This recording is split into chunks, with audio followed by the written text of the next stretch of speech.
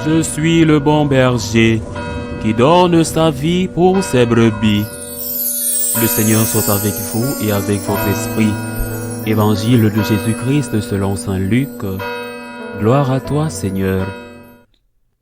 En ce temps-là, Jésus disait à ses disciples une parabole sur la nécessité pour eux de toujours prier sans se décourager.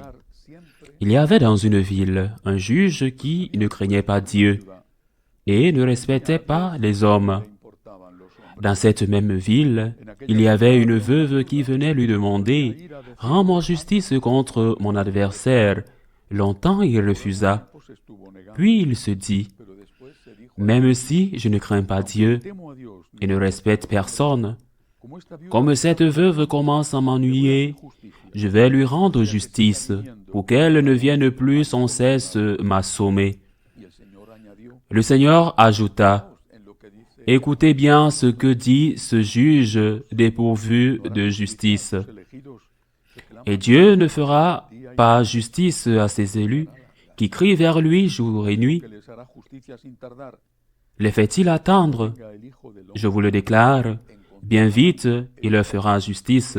Cependant, le Fils de l'homme, quand il viendra, trouvera-t-il la foi sur la terre? Acclamons la parole de Dieu. Demandons-nous? Je ne sais pas si nous demandons bien, parce que demander signifie être humble, exiger est une chose très différente de demander.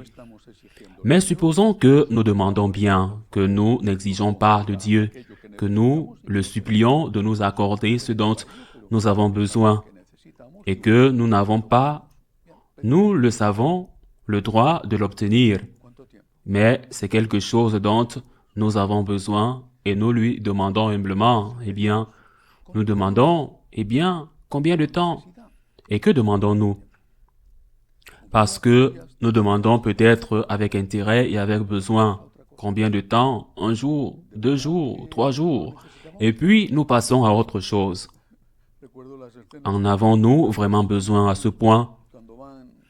Je me souviens des scènes que j'ai vues tant de fois avec des enfants, quand ils vont avec leurs parents, avec leur mère, avec leur grand-père, avec leur grand-mère, peut-être dans un endroit, un centre commercial.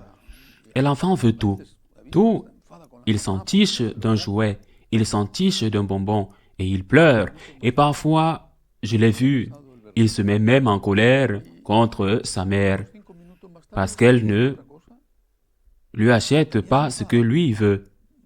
Et 5 minutes plus tard, il a fini sa crise.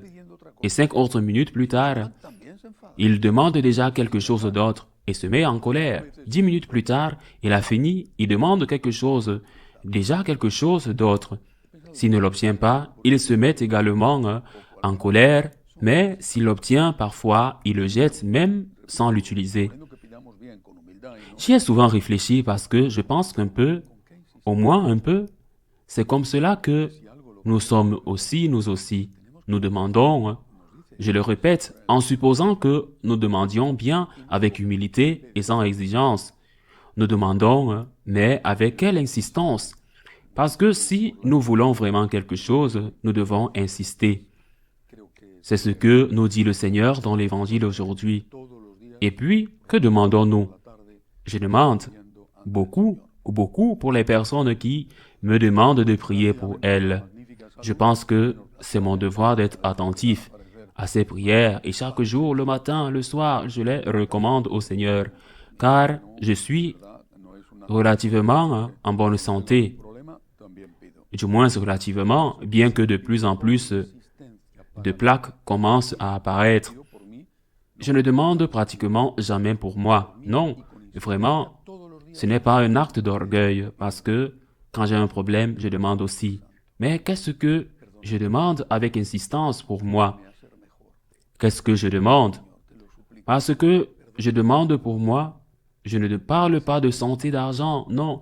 Je demande pour moi et avec insistance, chaque jour, qu'est-ce que je demande?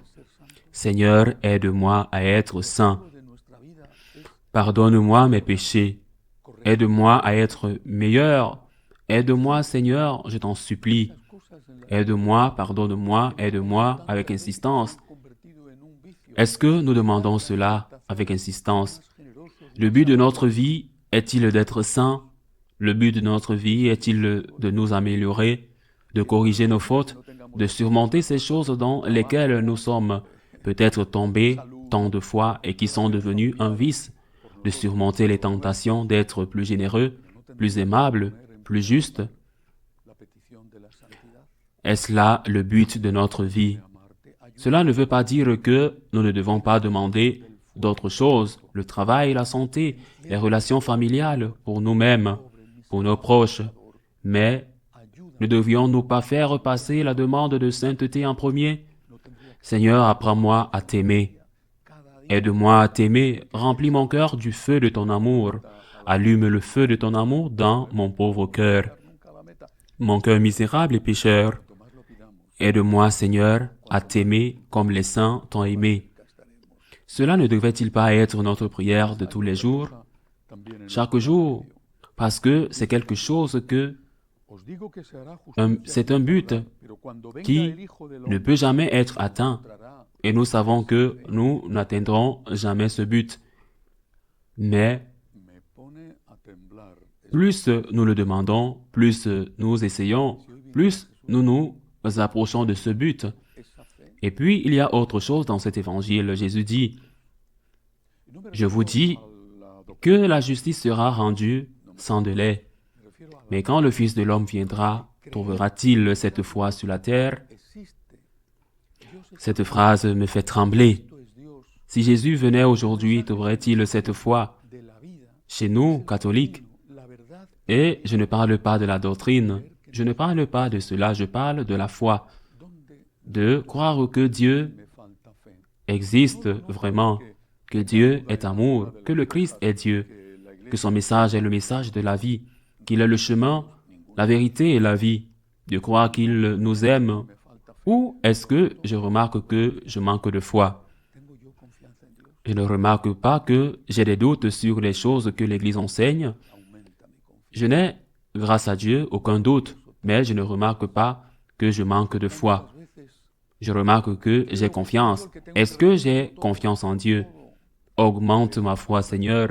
Augmente ma confiance parce que je suis souvent nerveux, parce que je pense si souvent que c'est moi qui dois tout résoudre, tout, l'Église, les franciscains de Marie, les problèmes de cette personne, les problèmes.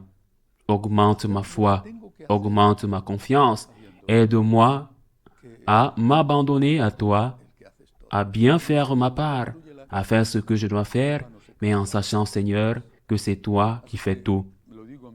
Que si le Seigneur ne construit pas la maison, c'est en vain que les maçons travaillent. Alors, je me le dis, quand je suis nerveux, je me demande, n'est-ce pas que je manque de foi, que je manque de confiance? Confiance, confiance, mon âme, retrouve ton calme. Le Seigneur a été bon pour toi.